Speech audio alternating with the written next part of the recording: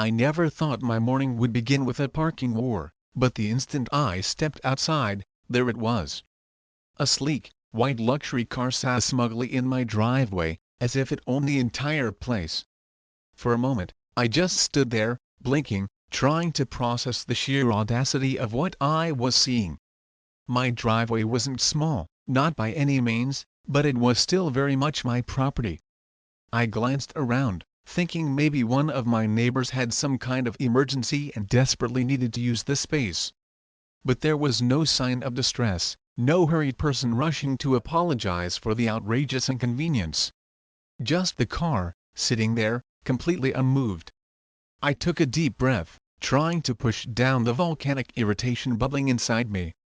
I had things to do, important things, and now, instead of getting on with my day, I had to deal with some entitled jerk who had apparently decided my private property was a public parking lot. I walked up to the car, peering through the darkly tinted windows, but the interior was empty. That was my first bad sign, a knot of dread tightening in my stomach. If the driver had been waiting inside, at least I could have knocked on the window and gotten a quick, albeit probably flimsy, explanation. But no, whoever this car belonged to had just parked and left, with the casual arrogance of someone who believed they had every right to be there. Annoyed beyond words, I looked around to see if anyone nearby might know whose ridiculously expensive car this was. That's when I spotted her. A woman, draped in a designer coat that probably cost more than my mortgage, and wearing oversized sunglasses that hid half her face, strutted down the sidewalk like she was on a high-fashion runway in Milan. She wasn't hurrying, not in the slightest. She wasn't looking around anxiously, like someone who knew they were doing something terribly wrong. No, she was casually chatting on her phone, completely unbothered, as if the world revolved solely around her precious phone call. A sinking feeling washed over me, cold and heavy in my gut. I already knew exactly what kind of person I was dealing with. I walked toward her, raising my voice just enough to be heard over her oh-so-important conversation. "Excuse me," I called out, gesturing toward the gleaming white luxury vehicle taking up valuable space in my driveway. She barely glanced at me, shifting her enormous sunglasses just enough to give me a fleeting, disinterested look before turning back to her call. Yeah, I'll be there in a second," she muttered to whoever was on the other end, before finally gracing me with her full attention. "Yes?" she said, her tone already carrying the unmistakable weight of entitlement. "What's the problem?" I took a slow, deliberate breath, trying to keep my patience from completely evaporating. "The problem," I said, keeping my voice even despite the tremor of fury running through me, "is that your car is parked in my driveway. This is private property. You need to move it." She blinked at me, as if I had just spoken in ancient Sanskrit, then let out a short, dismissive laugh. "Oh, that?" she said, waving a manicured hand in the air. "I'll only be 5 minutes. I just had to stop by my friend's house real quick. No big deal." I stared at her, waiting for the light bulb to finally flicker on, for her to realize that what she had just said was not even remotely an acceptable response. But she didn't. Instead, she gave me a condescending smile, like I was some clueless fool making a ridiculous fuss over absolutely nothing. 5 minutes, she repeated, as if that magically made everything perfectly fine. I crossed my arms, feeling my irritation skyrocket another notch. "It is a big deal to me," I said, my voice now edged with steel. "This is my driveway. You didn't ask for permission. You didn't even leave a note. You can't just park wherever you feel like it." She rolled her eyes, clearly unimpressed by my perfectly reasonable argument. "Oh, relax," she sighed dramatically. "It's not like I'm blocking you in. You can still get out, right?" That was the precise moment I knew I wasn't dealing with a reasonable human being. A reasonable person would have apologized profusely, maybe offered a flimsy excuse, and immediately moved their car. This woman, on the other hand, was acting like I was the one being difficult. I clenched my jaw, deciding to give her one final chance, though my hopes were dwindling rapidly. "I'm asking you nicely to move your car," I said, my voice firm, leaving no room for misinterpretation. "If you don't, I'll have to take other measures." She raised a perfectly sculpted eyebrow, a smirk playing on her lips. "Oh, and what are you going to do? Call the cops over a parked car? Please." She let out a little scoff, shaking her head as if I were utterly pathetic. "I told you, I'll be 5 minutes." Then, just like that, with a dismissive flick of her wrist, she turned on her heel and walked away, disappearing into a nearby house without another word. I stood there for a second, completely dumbfounded, processing what had just transpired. The sheer audacity of this woman was almost impressive. Almost. I glanced at my watch. 5 minutes. That's what she had so casually promised. I decided to be generous, perhaps foolishly so. I gave her exactly 5 minutes. I stood there, watching the seconds tick by, half expecting her to reappear, at least making a pathetic show of pretending she was in a hurry. But she didn't. 5 minutes stretched into 10, then 15, then a full 20. At this point, my patience had completely and utterly run dry.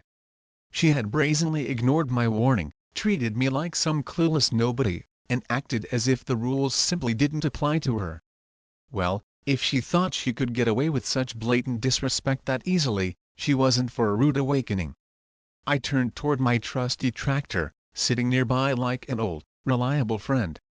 An idea began forming in my head, a deliciously petty idea, one that would ensure this Karen never, ever parked in my driveway again. If she wanted to treat my property like her personal valet parking, then she'd have to deal with the consequences. I climbed onto my tractor, the engine roaring to life beneath me, a satisfying rumble that echoed my growing determination. A few of my neighbors had already been watching the escalating exchange from their windows and porches, and now they looked even more interested, sensing that something truly spectacular was about to happen. I took my sweet time maneuvering the tractor carefully, gathering some old wooden pallets that had been leaning against the fence and a few large, heavy rocks from the edge of my property. Slowly, deliberately, I began placing them around her precious white car, boxing it in from all sides. I wasn't damaging her ridiculously overpriced vehicle, not in the slightest. I was simply ensuring she wouldn't be able to drive away anytime soon. The neighbors started chuckling, nodding in approval. One of them, bless his heart, even grabbed an extra wheelbarrow full of gravel and helped me add to the blockade. By the time I was finished, the car was completely surrounded, a prisoner within a fortress of my making. Karen was officially trapped. The best part? I was under absolutely no legal obligation to move any of it. This was my property, after all. If she wanted to leave, she'd have to come outside and actually ask me to remove the obstacles. And something deep down told me that conversation was going to be a whole lot different from the last one. I climbed down from the tractor, dusting off my hands with a sense of immense satisfaction, and leaned back against my porch railing, arms crossed, waiting. It was only a matter of time before she came out and realized she wasn't going anywhere. The neighbors didn't leave either. They were just as eager as I was to see what happened next.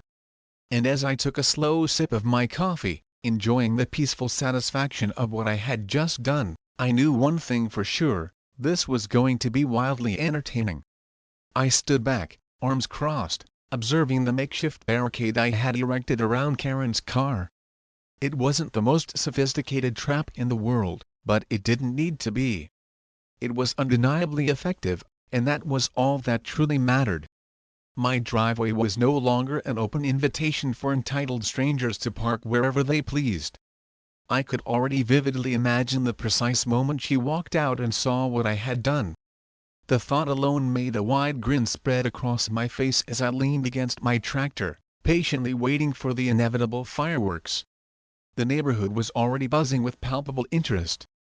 A few of my neighbors had gathered casually, pretending to go about their day while shamelessly sneaking glances at the unfolding spectacle. One of them, old Mr. Henderson from across the street, gave me a slow, approving nod. "That's one way to handle it," he chuckled, rocking back and forth on his heels. Bet she won't be laughing this time. Another neighbor, a middle-aged woman named Susan, sipped her iced tea on her porch with a knowing smirk. "She's been parking like she owns the place for weeks," she murmured, loud enough for me to hear. "About time someone put her in her place." I wasn't usually one for public confrontations, but this particular situation had rubbed me the wrong way from the very beginning. Karen hadn't just parked in my driveway. She had done it with an absolute, unwavering confidence that she could get away with it. Her dismissive attitude, her arrogant smirk, the way she waved me off like I was nothing more than an annoying inconvenience, it all screamed that she wasn't the type to learn unless she was forced to. And now, she was about to be. Minutes ticked by with agonizing slowness, and still, no sign of Karen. I checked my watch again. It had been at least half an hour since she had so blithely promised she'd only be gone for 5 measly minutes. The woman had lied through her teeth, without a single flicker of hesitation, and that only made my decision to trap her ridiculously oversized car feel even more justified. If she thought she could come and go as she pleased, completely disregarding property lines and basic human respect, she was in for a truly rude awakening. Finally, the front door to the house she had disappeared into swung open with a dramatic flourish. Out stepped Karen, still clutching her phone in one hand, giggling about something utterly trivial with whoever was on the other end. She took her sweet time, not even bothering to glance toward the driveway at first. I watched with growing anticipation as she sauntered down the walkway, her expensive heels clicking loudly against the pavement, her enormous sunglasses still perched on her nose like she was far too important to acknowledge the mundane world around her. Then, she finally looked up. The precise moment her eyes landed on her car, her entire body froze. Her expression, which had been one of smug indifference just moments ago, shifted into something far less confident, a mixture of confusion and dawning horror. She blinked rapidly, probably thinking she was seeing things, that some bizarre landscaping project had sprung up overnight. Then, she took a hesitant step closer, her head tilting slightly as she slowly processed the unbelievable scene before her. Her precious, gleaming luxury car, completely and utterly boxed in by rough wooden pallets, heavy, unyielding rocks, and various other obstacles, was now a helpless prisoner on my property. For a long, silent second, she didn't move, her mouth slightly agape. Then, slowly, deliberately, she turned to face me, her mouth opening and closing like a fish out of water, as if she were desperately trying to find the right words to articulate the sheer outrage she was undoubtedly feeling. I didn't say a single word. I simply raised a single eyebrow, a silent challenge, and waited. The neighborhood had gone almost completely silent, every eye glued to the unfolding drama, everyone watching with bated breath to see what would happen next. Finally, Karen found her voice, and it was like a banshee wail piercing the otherwise peaceful morning. "What the hell is this?" she shrieked, her voice cutting through the quiet like nails on a chalkboard. "What did you do to my car?" She stormed over, her designer purse swinging wildly like a weapon, as she pointed an accusing finger directly at my chest. "Are you insane? You can't just block someone's car in like this." I shrugged, feigning an air of nonchalance that I didn't entirely feel. "Well," I said calmly, taking a slow sip of my now lukewarm coffee, "I figured since you weren't in any particular rush to leave, your car must have been pretty comfortable here. Thought I'd make sure it stayed that way." I watched with a grim satisfaction as her face flushed a deep, angry red. "You said 5 minutes, Karen," I reminded her, my voice dangerously soft. "It's been over 30. She let out a sharp, frustrated breath, her perfectly manicured hands clenching into tight fists at her sides. "Move it, now," she demanded, her voice dripping with an almost comical level of entitlement. "This is illegal. I'll call the cops." I tilted my head slightly, pretending to carefully consider her empty threat. "Illegal?" I repeated, a hint of amusement in my voice. That's funny, considering you're the one who parked on private property without permission." I gestured grandly toward the driveway. "Your car isn't damaged." It's just secured. Besides, I added, my tone turning slightly sharper, I gave you a fair warning. You chose to ignore it. She let out an incredulous laugh, her hands flying up in exasperation. This is ridiculous. You can't do this. I have places to be. I crossed my arms, meeting her furious glare with a calm, unwavering expression. And I had things to do this morning, I retorted, my voice firm. But your car was inconveniently in my way. Funny how that works, isn't it? Karen stomped her expensively shod foot like a spoiled child throwing a tantrum. I'm not playing your stupid little game. Move these now, or I swear. Just then, the distinct rumble of an approaching vehicle caught everyone's attention. A tow truck was slowly rolling down the street, its presence completely coincidental but timed with an almost divine perfection. Karen's eyes widened in sudden panic, and for a brief, glorious moment, I could see the gears turning frantically in her head. She actually thought I had called the tow truck on her. Oh my God, no. You wouldn't. She gasped, stepping back in exaggerated horror. I'll sue you, I swear I'll. But before she could complete her dramatic outburst, the tow truck slowed down and pulled into the driveway next door. The driver, a burly man in a grease-stained jumpsuit, hopped out and started hooking up my neighbor's ancient, beat-up sedan. Apparently, Susan had finally scheduled a tow for her long broken-down car, and the timing couldn't have been more spectacularly perfect. Karen let out a visible breath of relief, clearly relieved that her precious vehicle wasn't about to be hauled away. But the momentary panic had shaken her, and she turned back to me, her fury renewed tenfold. You think this is funny? She snapped, her voice trembling with rage. I smirked just a little, unable to completely suppress my amusement. She let out another furious shriek before yanking her phone out again. That's it. I'm calling the police. This is harassment. I shrugged again, completely unfazed. Go right ahead, I invited her. And she did. Right there in the middle of my driveway, she dialed 911 and launched into a breathless, utterly fabricated tirade about how she was being held hostage and how I had illegally trapped her car. I could clearly hear the dispatcher's calm, professional voice on the other end, patiently asking her to clarify the situation. Karen, in her dramatic flair, made it sound like she was in imminent, mortal danger. When the police finally arrived, sirens wailing unnecessarily as they sped down our quiet street, they took one look at the utterly ridiculous situation and immediately understood what was happening. One of the officers, a tall, weary-looking man with a tired expression, approached me first. Sir, can you explain what's going on here? I gestured calmly toward the driveway. She parked on my property without permission. I asked her politely to move. She refused. So, I made sure she wouldn't be able to conveniently ignore the problem any longer.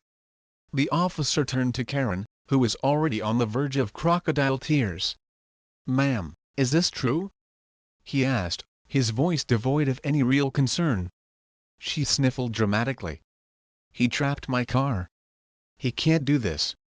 The officer sighed, pinching the bridge of his nose with a look of thinly veiled irritation. Ma'am, did you park on his private property without permission? Karen hesitated, clearly realizing she was rapidly losing ground. I was only going to be a few minutes. But you weren't, I pointed out, stating the obvious. The officer let out another weary sigh, looking at Karen with undisguised annoyance. Ma'am, you're technically trespassing. He had every right to block your car. In Karen's jaw dropped in disbelief. What? You're siding with him? I'm siding with the law, ma'am, the officer replied flatly. Now, are you going to ask him nicely to move the barricade, or do you want to deal with the trespassing citation?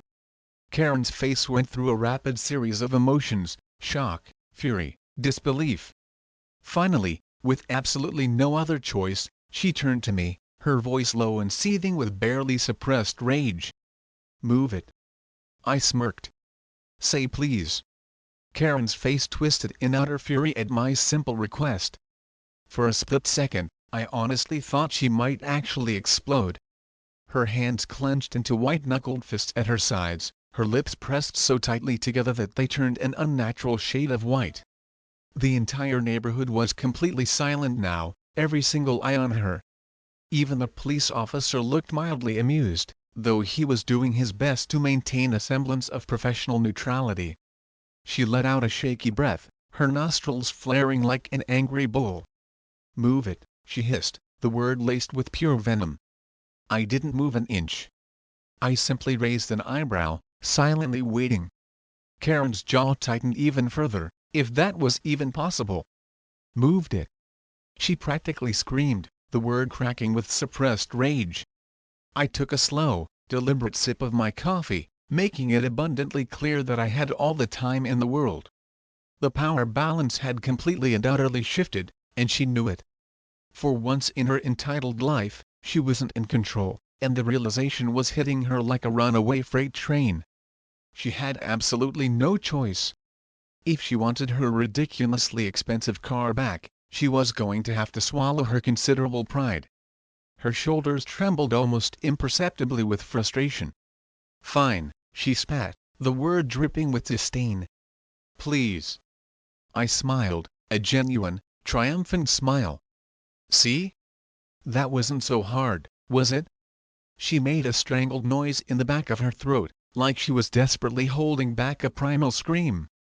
But she had uttered the magic word, and I wasn't cruel enough to drag this out any longer than necessary. I turned back to my makeshift barricade, taking my sweet time moving the wooden pallets and carefully shifting the heavier rocks with my trusty tractor. The entire time, Karen stood there, arms crossed so tightly they looked like they might snap, tapping her foot impatiently like she was doing me a favor by waiting. It took a good 10 minutes to clear everything out. The instant there was just enough space for her to back out, Karen practically bolted for her car. She didn't even bother to thank me, not that I had expected her to. She yanked the door open with unnecessary force, threw herself into the driver's seat with a dramatic huff, and slammed the door so hard that I was half surprised the window didn't shatter into a million pieces. She started the engine, revving it aggressively like she thought she was starring in some low-budget action movie. Then, without even bothering to look, she slammed the car into reverse, tires screeching in protest as she backed out. In her blind rage, she completely miscalculated the angle, and her back passenger side wheel hit the edge of the curb with a sickening thud. The car bounced violently, and she let out a startled yelp. A few of the neighbors chuckled audibly under their breath, and I had to fight the overwhelming urge to burst out laughing. Karen quickly corrected her disastrous maneuver, yanking the wheel to straighten out. Then, she threw the car into drive and sped off down the street, her tires kicking up a cloud of dust and pebbles as she went. She didn't even bother to glance back. The second she was out of sight, the entire neighborhood erupted into spontaneous applause. "Now that," old Mr. Henderson said with a wide grin, "was the best darn thing I've seen all year." Susan laughed, shaking her head in amusement. "You handled that beautifully. I would have just called a tow truck and let them deal with it, but your way was much more entertaining." I shrugged, taking another slow sip of my now thoroughly cold coffee. "She needed a lesson," I said simply. "Something tells me she won't be parking here again anytime soon." One of the younger neighbors, a teenager who had been watching the whole thing unfold from his bicycle, grinned broadly. "Dude, I got that entire thing on video. You mind if I post it?" I thought about it for a second, then shrugged. "Go ahead. Just blur out my face, okay?" He nodded eagerly, already pulling out his phone to edit the footage. As everyone slowly dispersed, returning to their interrupted routines, I finally let out a long, slow breath, feeling the tension slowly drain from my body. The whole ordeal had been more exhausting than I had anticipated, but in the end, it had been entirely worth it. Karen had learned, in a very public and humiliating way, that she couldn't just walk all over people, at least not in this neighborhood. And if she ever happened to forget that valuable lesson, well, I still had my trusty tractor and plenty of free time on my hands. The rest of the day passed without any further incidents. I went about my chores, feeling considerably lighter now that the ridiculous situation was finally behind me. That night, I sat on my porch, watching the sunset paint the sky in vibrant hues of orange and purple, feeling a quiet sense of satisfaction with how things had turned out. Then, my phone buzzed in my pocket. I glanced at the screen and saw a notification from one of the neighborhood group chats. Curious, I opened it. The moment I did, my eyes widened in surprise. The video of Karen's epic meltdown had already gone viral. The teenager who had recorded it had apparently uploaded it to social media just a few hours ago, and it had already racked up tens of thousands of views. The title alone was enough to make me chuckle. Entitled Woman Parks in Wrong Driveway, Gets Tractored In. The comments were even better. This is the level of petty I aspire to be. One person wrote, "Bro just reinvented the concept of parking enforcement." Exclaimed another. "The fact that she really thought she could win this is hilarious." Someone else commented, "This deserves an award." I scrolled through them, shaking my head in amusement. Then, just as I was about to put my phone down, a new message popped up in the group chat.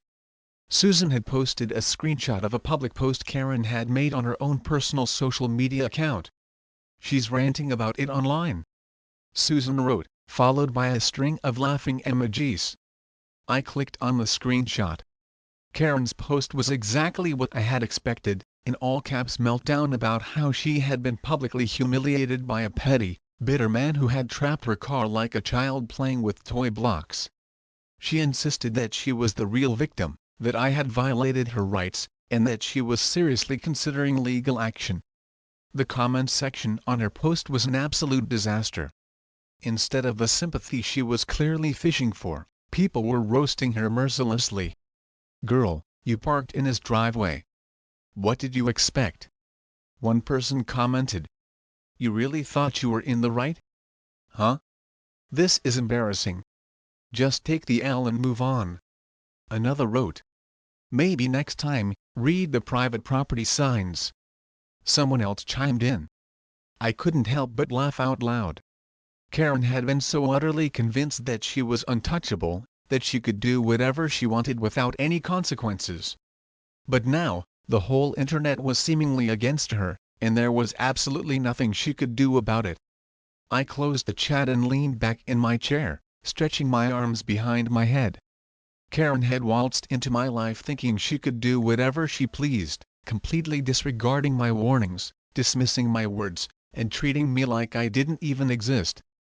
But in the end, she had learned a very valuable lesson: actions have consequences, and some people aren't afraid to teach them.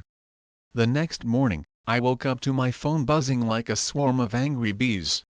At first, I groggily assumed it was just the usual barrage of notifications from the neighborhood group chat, probably the neighbors still gleefully dissecting the previous day's events with Karen. But when I finally managed to pry my eyes open and glance at the screen, I realized it was something far bigger than that. My personal social media notifications were completely out of control. Apparently, the video had exploded overnight. The teenager who had uploaded it had sent me an excited message, practically vibrating with digital enthusiasm, telling me that the clip had hit over 1 million views. People were sharing it everywhere, and it had even made its way onto larger platforms and news sites. I shook my head, a mixture of amusement and utter amazement washing over me. I certainly hadn't expected things to blow up quite like this. But I suppose the internet did love a good dose of instant justice, and apparently, my rather unorthodox method of dealing with Karen's entitled parking had struck a nerve with people everywhere.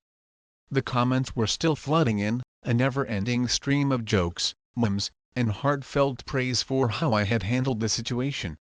It wasn't long before I received another message from Susan.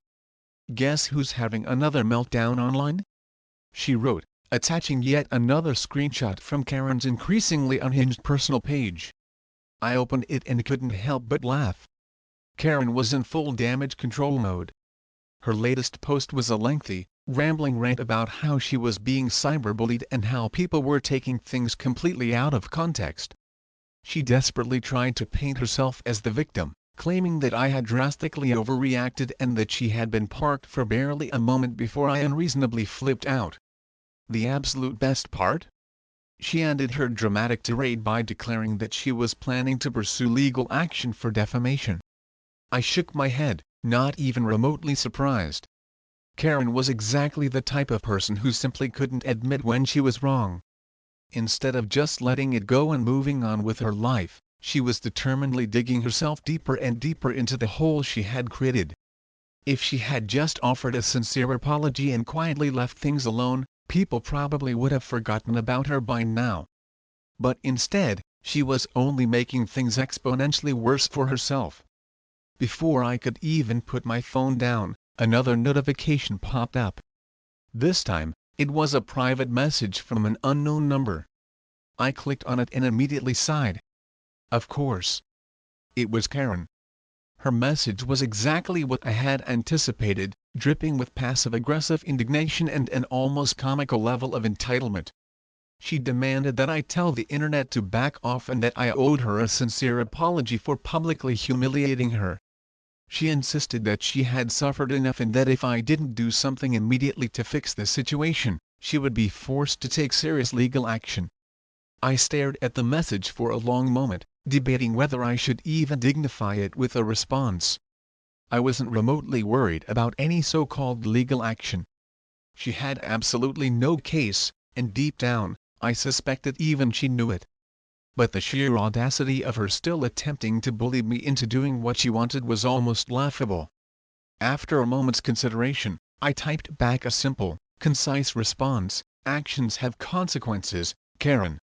I hit send and put my phone down, decisively concluding that this was the absolute last time I was going to waste any mental energy on her ridiculous nonsense. If she wanted to continue making a complete fool of herself online, that was entirely her own problem. A few hours later, I was outside, diligently working on some much-needed yard maintenance, when I heard the familiar, albeit unwelcome, sound of a car pulling up near my driveway. I tensed for a fleeting moment, my stomach clenching with a renewed sense of dread, wondering if Karen had decided to grace me with yet another round of her special brand of entitlement and nonsense. But when I saw who stepped out of the vehicle, I let out a relieved breath. It wasn't Karen. It was the same police officer who had responded to her frantic 911 call the day before. He walked up my driveway with a neutral expression on his face, a familiar clipboard clutched in his hand. I greeted him with a wary nod. "Officer," I said, "what can I do for you today?" He sighed, flipping through his notes with a weary air. "Well, I just wanted to give you a heads up. That woman, Karen, actually tried to file a formal complaint against you." I raised an eyebrow in genuine surprise. "For what?" He gave me a look that clearly conveyed that even he found the whole situation utterly absurd. "She claims you caused her emotional distress, unfairly targeted her, and encouraged online harassment. She also insists that you tampered with her vehicle, which, from what I saw, is a pretty significant stretch of the imagination." I shook my head, barely able to believe the sheer audacity of this woman. "And does she actually have a case?" The officer let out a dry, humorless laugh. "Not even close. But she's persistent. She's been calling the department almost every day, demanding that we do something." I smirked, a small flicker of satisfaction warming me. "So, what happens now?" He shrugged, his expression conveying a sense of utter resignation. "Nothing. As far as we're concerned, this is a complete non-issue. She was trespassing on private property, refused to leave when asked, and faced the logical consequences of her actions. No damage was done to her vehicle, and she had every opportunity to avoid the entire situation. The only reason I'm here is to let you know that she's still trying to make a ridiculous fuss about it." I sighed, running a hand wearily through my hair. "Good to know. Thanks for the heads up, officer." The officer nodded in understanding. "No problem. Just figured you'd want to know in case she tries anything else." As he walked back to his patrol car, I shook my head in utter disbelief. Karen really was determined to turn this minor parking kerfuffle into some kind of epic legal battle. But no matter how much she screamed and complained, she wasn't going to change the fundamental truth: she had been completely and unequivocally in the wrong. Later that afternoon, I received another message from the enthusiastic teenager who had uploaded the now infamous video.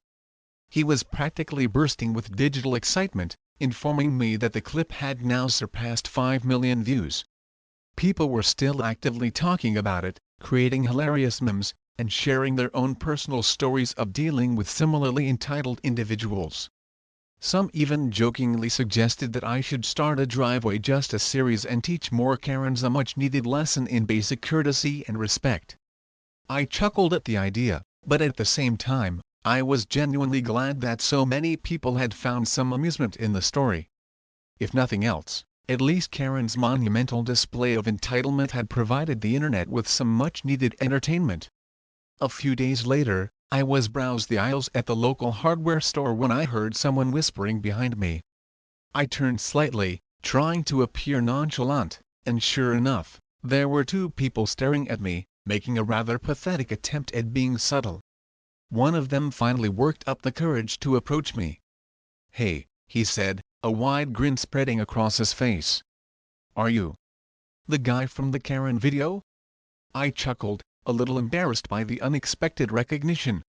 "Depends," I replied with a wry smile. "Am I about to get yelled at, or congratulated?" The guy laughed heartily. "Definitely congratulated. That was legendary, man. The way you handled her? Perfect." His friend nodded in enthusiastic agreement. "Yeah. You're basically a hero at this point. Internet justice at its finest." I thanked them, feeling a little awkward but also strangely gratified, and went about my shopping. But the brief encounter made me realize just how far the story had truly spread. What had started as a simple act of petty revenge had unexpectedly turned into something way bigger than I had ever imagined. By the end of the week, the initial internet frenzy had finally started to die down. Karen, likely realizing that her desperate attempts to control the narrative were going absolutely nowhere, had thankfully stopped making her increasingly unhinged public posts about the incident. The video was still floating around the vast expanse of the internet, but the fickle online world had largely moved on to the next viral sensation. One peaceful evening, as I sat on my porch, watching the sun slowly dip below the horizon, casting long shadows across my yard, I thought back to the entire ridiculous ordeal. I had never set out to become some kind of viral sensation.